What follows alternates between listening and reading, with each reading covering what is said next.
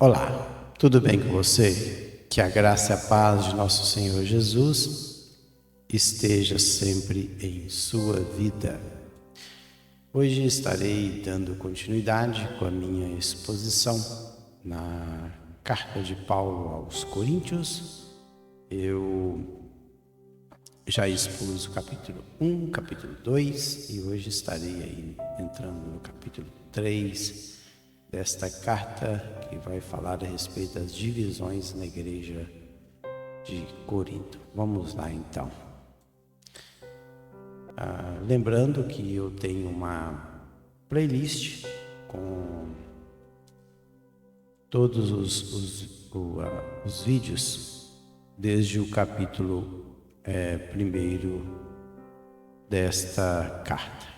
Então depois você possa assistir aí. Eu vou deixar a playlist no card acima, para que você possa ver os demais vídeos. Está aí na tela o texto: divisões na igreja de Corinto. Como eu falei, a igreja de Corinto era uma igreja com alguns problemas internos, assim como todas as igrejas possuem. Claro que tinha algumas igrejas que não tinham tantos problemas, mas a igreja de Corinto era uma igreja especial. Olha só como Paulo começa aí, melhor, não é que ele começa, é uma carta, né? Ele continua ainda falando, porque na verdade Corinto, essa primeira carta todinha, é uma única carta sem divisão de capítulos e versículos. Essa divisão de capítulos e versículos se deu aí na Idade Média, que o monge ele fez essa divisão, que muito nos auxilia na leitura da palavra. Mas sempre temos que ter em mente que isso aqui é uma carta. Desde a saudação introdutória da carta, nós estamos aí lendo a carta de Paulo que ele mandou para a igreja que estava na cidade de Corinto, ali na península do Peloponeso. E ele continua. Lembra que lá no capítulo 1, ele falou a respeito do partidarismo dentro da igreja. Um era de Paulo, Apolo. Se você der uma lidinha lá, ele faz um apelo, na verdade. Ele foi informado pelas pessoas da casa de Cloé, por alguns da casa de Cloé, que alguns afirmavam: eu sou de Paulo, eu de Apolo, eu de Pedro e eu de Cristo. E agora,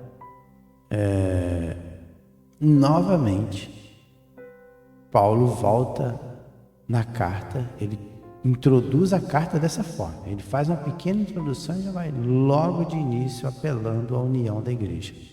E agora ele volta a falar novamente na carta. Eu, porém, irmãos, não vos pude falar como a espirituais, e sim como a carnais, como a crianças em Cristo.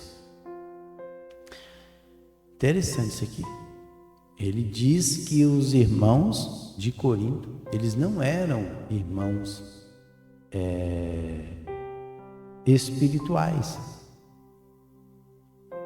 Lembra no vídeo anterior, no finalzinho aí do vídeo anterior, que Paulo, lá no versículo 14, ele falou que quem não tem o Espírito não aceita as coisas que vêm do Espírito de Deus, pois lhes são loucura, e não é capaz de entendê-las, porque elas são discernidas espiritualmente. Ele estava falando das pessoas que têm aí o Espírito Santo, aqueles que discernem as coisas espirituais através do Espírito. E ele diz aqui que eu não vos pude falar com pessoas espirituais, ou seja, pessoas que vivem de acordo com o Espírito Santo, guiado pelo Espírito Santo, e sim como a carnais, Carnais aqui, a ideia de segunda natureza deste mundo, sob o controle das coisas deste mundo, mas assim como a carnais, como crianças, que precisa ainda de um alimento mais leve, isso no sentido espiritual. Interessante que lá na carta aos Hebreus, que nós não sabemos quem foi o escritor, o escritor aos Hebreus fala: de fato, embora a esta altura já devessem ser mestres, vocês precisam de alguém que lhes ensine novamente os princípios elementares da palavra de Deus. Estão precisando de leite e não de alimento sólido. Paulo fala do problema que estava tendo. Paulo não, o escritor aos Hebreus, ele fala do problema que estava tendo lá entre os hebreus, que estavam voltando aí para a prática judaica. Então ele faz um contraste entre a lei e as coisas de Cristo. E lá o escritor aos Hebreus, ele fala que esses irmãos estavam precisando de leite ainda. Eles deveriam ser mestres, mas estavam precisando de leite ainda, eram crianças. E Paulo aqui fala da mesma forma que o escritor aos Hebreus. Olha, como a crianças. Crianças aí, a palavra é népios. Népios aí é uma pessoa inexperiente, imatura. É uma criancinha, é um infante, é um menor. É uma pessoa que não tem maturidade ainda. Leite vos dei a beber. Não vos dei alimento sólido, porque ainda não podíeis suportá-lo, nem ainda agora podeis, porque ainda sois carnais. Então, a leite aí, gala, sim, o significado é substantivo neutro aí é leite, mas o uso metafórico de gala é verdades cristãs mais simples, ou seja, as verdades mais simples do cristianismo é o leite. Paulo compara isso como leite. Lá na carta aos Hebreus, o escritor aos Hebreus, ele fala o que é isso, essas verdades espirituais. É a plataforma básica do cristianismo. Então, leite vos dei, ou seja, um alimento aí, uma verdade simples do cristianismo, vos dei a beber. Potizo aí, fornecer. Claro que potizo é dar de beber, fornecer bebida, mas metaforicamente é embutir, saturar a mente de alguém. Não vos dei alimento sólido, broma, aquilo que é comido, alimento pesado, porque ainda não podíeis suportá-lo. Aí Paulo diz: vocês não podem suportar, nem ainda agora podeis, porque ainda sois carnais. Ele repete novamente que vocês ainda são carnais. Prosseguindo: porquanto havendo entre vós ciúmes e contendas, não é assim que sois carnais e andais segundo o homem?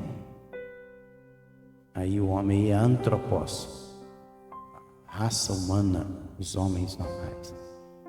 Que havendo entre vós ciúmes aí é zelos.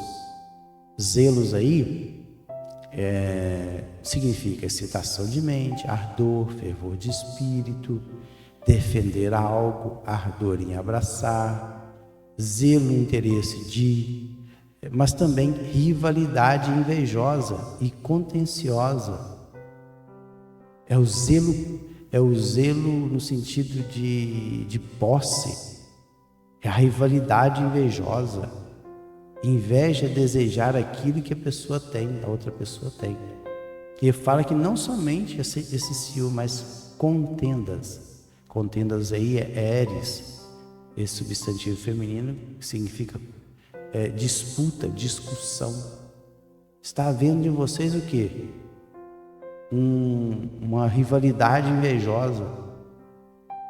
Está havendo entre vocês disputa, discussão. Se está acontecendo isso, não é que assim sois carnais ainda? Ou seja, vocês estão vivendo segundo a natureza deste mundo?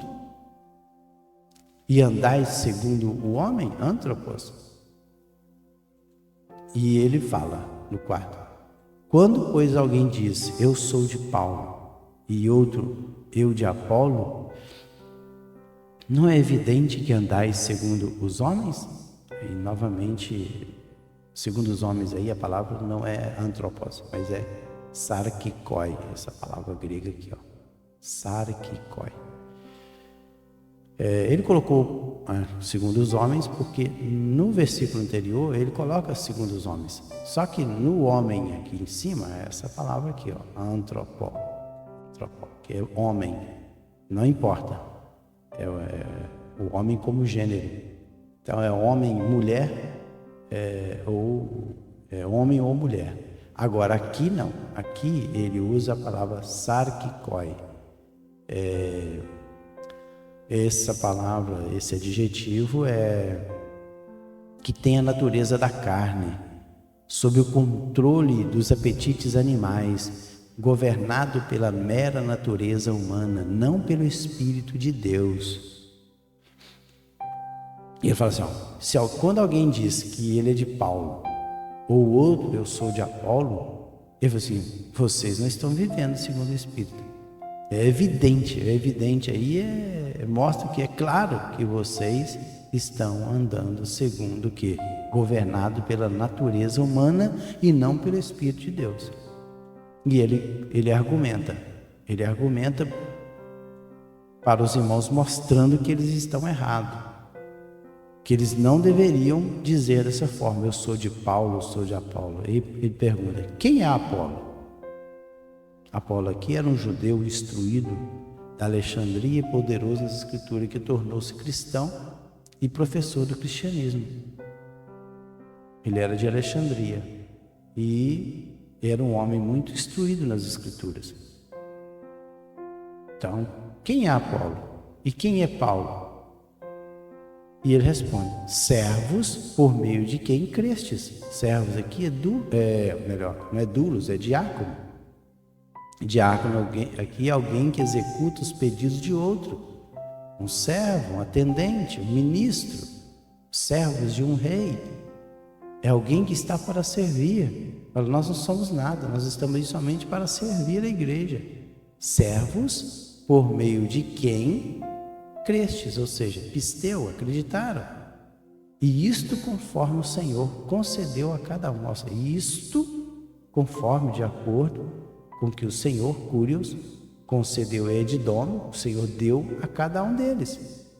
E ele continua argumentando, olha, eu plantei, Apolo regou, mas o crescimento veio de Deus. Então, quem que é o responsável por tudo? O próprio Deus. Esses dois homens simplesmente foram o quê? Servos de Jesus, que estavam ali para servir a igreja, para alimentar a igreja de Cristo. Claro, e começou com leite e agora deveria ser com alimento sólido. E ele diz, olha, eu plantei. Por quê? Porque Paulo que começou a igreja que estava em Corinto. E plantar é futeu, que é um verbo, e ele está conjugado no aoristo, ou seja, no passado, eu que dei início à igreja. Aoristo ativa um modo indicativo, essa palavra aqui, no grego aí, que ela tá conjugada aí como futeusa, que é plantar. Eu plantei, Apolo regou.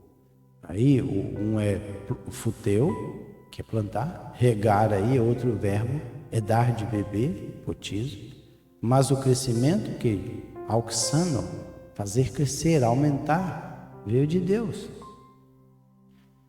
De modo que nem o que planta é alguma coisa, nem o que rega, mas Deus que dá o crescimento. Ou seja, de modo aquele que planta, futeu, que é plantar, o verbo que Paulo disse, essa aqui agora ele já usou, o verbo já está futeu, que está no presente, na voz ativa e no particípio. Porque agora, porque lá ele estava falando assim, olha, eu plantei, passado, eu dei início a essa igreja em Corinto.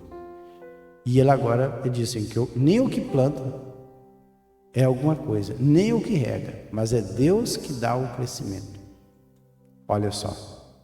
E ele prossegue. Ora, o que planta e o que rega são um, e cada um receberá o seu galardão segundo o seu próprio trabalho. Então Paulo falou assim, olha, o que planta e o que rega são o quê? São servos. E cada um deles receberá o quê? O galardão. Galardão aí, a palavra é mistos. Esse substantivo masculino, essa palavrinha aqui, ó, miston. Miston, ela significa valor pago pelo trabalho, recompensa. É uma recompensa. Ou seja, Deus dará uma recompensa para aqueles que trabalharam. E outra coisa, pela palavra de Paulo aqui, cada pessoa ela vai receber na eternidade um galardão ou um prêmio, uma recompensa de acordo com aquilo que ele fez. A salvação é de graça, mas o galardão aqui, o prêmio, a premiação, a recompensa pelo trabalho feito será de acordo com aquilo que ele fez. Porque ele fala segundo aí é kata. Kata, essa preposição grega é de acordo com. De acordo com. Então receberá o seu galardão de acordo com o seu próprio trabalho. Trabalho aí é kopos. Kopos, claro, significa surra. O ato de bater no peito com tristeza, mas também significa labor, também significa intenso trabalho, fazer trabalhar o trabalho. E ele continua, porque de Deus somos cooperadores, lavoura de Deus, edifício de Deus sois vós. Ele está dizendo aqui o quê? Porque de Deus somos cooperadores, sonergos. Sonergos aí é companheiro de trabalho. Ele falou assim, olha, eu e Apolo somos companheiros de trabalho do próprio Deus. Somos cooperadores, porque de Deus somos cooperadores. Ou seja, eu e o Apolo, nós somos o quê? Trabalhadores juntamente para Deus. Então, mas o dono da obra é Deus. Eu e Paulo falando, eu e Apolo, nós somos dois companheiros de trabalho. Nós somos colaboradores na obra de Deus. Colaboradores de Deus. Então, mas é Deus o dono da obra. Da lavoura aí, a lavoura aí é georgion. Esse substantivo é o campo cultivado. Ele comparou a igreja como um campo cultivado. E ele fala, não, ele não compara somente como uma lavoura. O interessante é que Paulo também, ele usa outra palavra que é edifício de Deus. Não somente lavoura. Lavoura é o campo cultivado. Ele compara a igreja como o campo cultivado. Mas ele também fala que a igreja ali, a comunidade evangélica, ela também é um edifício. A palavra é oikodome. Essa palavra aqui, ó. Oikodome. Oikodome, esse substantivo neutro aí,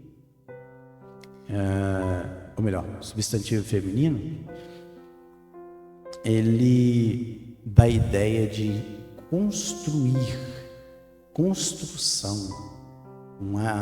É uma construção, é uma casa. É um processo de edificação. Ele está dizendo, porque somos cooperadores, lavoura de Deus, edifício de lavoura de Deus, porque de Deus somos cooperadores. Quem? Apolo e Paulo. Eles são dois cooperadores, ou seja, companheiros de trabalho de Deus. Pertencem a Deus. Ponto e vírgula. Lavoura de Deus, edifício de Deus sois vós. Ou seja, a igreja de Corinto, Paulo a comparou que como uma plantação, como um campo cultivado, mas também como oikodome, que é um edifício em construção. Interessante. Paulo, em outros lugares, ele fala também sobre isso. Por exemplo, na segunda carta dele aos Coríntios, ele, como cooperadores de Deus, insistimos com vocês para não receberem em vão a graça de Deus. Lá no Efésios 20, edificados sobre o fundamento dos apóstolos e dos profetas, tendo Cristo como pedra angular. A ideia é de que os apóstolos, Paulo, eles eram o que?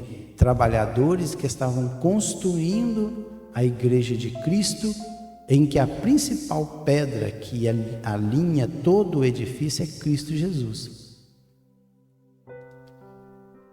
Outro texto também, enraizados, Colossenses 2,7, carta de Paulo, enraizados e edificados nele, quem? Cristo, firmados na fé, como forem ensinados, transbordando de gratidão. 1 Pedro, vocês também estão sendo utilizados como pedras vivas na edificação de uma casa espiritual, para serem sacerdócio santo, oferecendo sacrifícios espirituais aceitáveis a Deus por meio de Jesus Cristo. Ele comparou que cada cristão, Pedro, lá na primeira carta dele, no capítulo 2, versículo 5, ele diz que cada cristão era como uma pedra viva na edificação de uma casa espiritual. Por isso que Paulo aqui, ele vai dizer que Paulo e Apolo, eles eram cooperadores.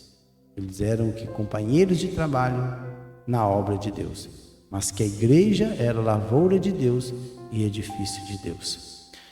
Eu acho que eu vou ficando por aqui, porque senão o vídeo vai ficar muito extenso.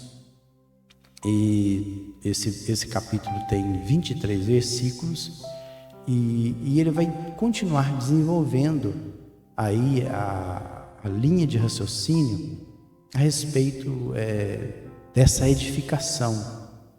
Então, como ele compara, que ele fala que a igreja é como um edifício, então logo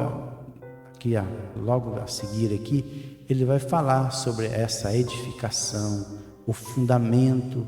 Então é um assunto bastante complexo aí logo a seguir e demanda algum tempo, porque ele vai falar sobre a obra que vai ser manifestada pelo fogo, se alguém permanecer.